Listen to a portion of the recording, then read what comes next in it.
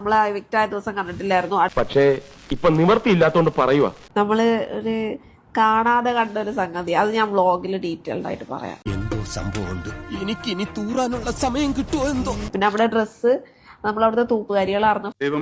നാശമാക്കും. Floor team ആയിരുന്നു കേട്ടോ grand ഫിനാലയുടെ അന്ന്. ഞാനും ഇവളും കൂടെ അവിടെ ഫുള്ള് തൂത്തുവാരിയത് ഞാനും ഇവളുവാ. ഒരു കാര്യം ഞാൻ പറഞ്ഞേക്കാം, ഇത്രയും കാലം ഞാൻ ഇതെല്ലാം മറച്ചു വെച്ചു, ഇനി ഞാൻ ഇതെല്ലാം അവരോട് പറയാൻ തന്നെ പോവാ. ഡ്രസ്സ് തന്നെ നമ്മൾ ആടെ ഒന്ന് വൃത്തിയാക്കി അടിച്ചു വരാനാണെന്ന് തോന്നുന്നുണ്ട്. പിന്നെന്താ ഞാനിതൊക്കെ ചെയ്യാൻ കാരണം? എന്റെ മനുഷ്യത്വം, വേറെ മനുഷ്യത്വം. ഒരു ഡൗട്ട് ടിക്കറ്റ് ഫിനാലെ കിട്ടിയിട്ട് എങ്ങനെ ലാസ്റ്റ് എലിമിനേറ്റഡ് ആക്കി, അത് കിട്ടിയ ടോപ്പ് 5 തരാനുള്ളതല്ലേ ഒരു ഡൗട്ട്. അതെ അതെ. ഓഹോ, അപ്പോൾ അങ്ങനെ ഒരു സംഭവം ഉണ്ടായിരുന്നല്ലേ? ഞങ്ങൾക്ക് മാത്രമേ ഉണ്ടായുള്ളൂ അങ്ങനത്തെ ഡ്രസ്സ്. അയ്യോ, ഞാൻ അങ്ങനെയൊന്നും പറഞ്ഞിട്ടില്ല. അങ്ങനത്തെ തറവിലൊന്നും ഞാൻ ചെയ്യില്ല. അവിടെ ഞാൻ കാണിച്ചുതരാം. അത് കാണിച്ചു തരട്ടോ ഞങ്ങൾക്ക്. ഞാൻ പോയിട്ട് പിന്നീട് എന്തെങ്കിലും വരാം.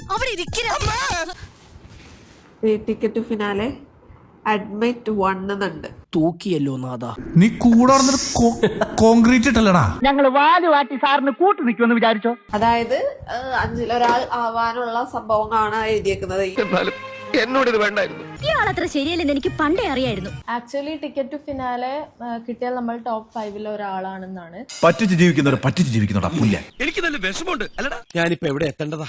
ഇപ്പൊ തെരുവ് തന്നെ ആയിപ്പോയി. പിന്നെന്താണ് അങ്ങനെ സംഭവിച്ചത് എന്നൊന്നും ഒരു പിടുത്തവും ഇല്ല. വേണ്ടായിരുന്നു. ഭയങ്കര മോശമായി പോയി. എന്തെന്ത് മോഹങ്ങളായിരുന്നു, എല്ലാം പാഴായി പോയല്ലോ ദൈവമേ.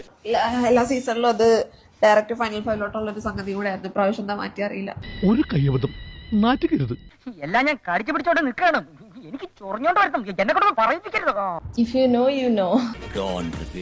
എന്നാ പിന്നെ ഞാൻ ഇറങ്ങട്ടെ, എന്നിട്ട് ഒരുപാട് കാര്യങ്ങൾ ചെയ്തു തീർക്കാനുണ്ട്.